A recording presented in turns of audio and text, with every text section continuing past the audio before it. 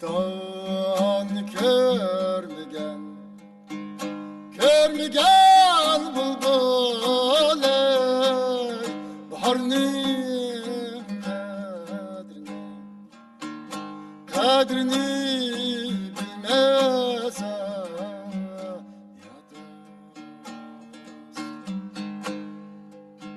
cefoni çekmegen aşık çekmegen aşık Avapanim kadrini vay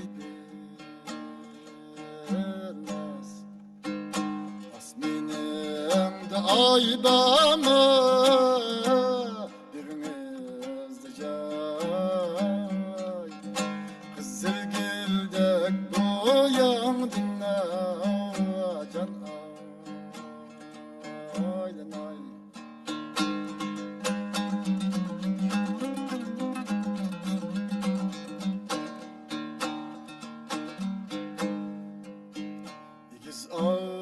Asmanda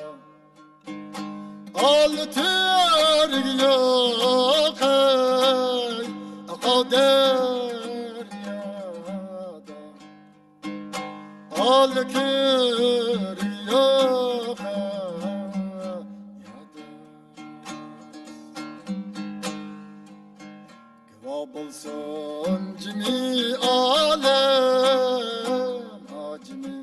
alem Ağzının din başka yarim yok Asminim de aybamı birinizde cay Kızılgildek boyan dinle can aydan ay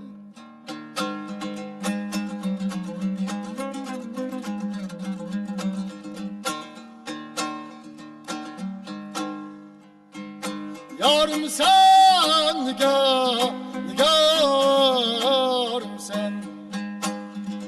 nigarım sen vay boynumda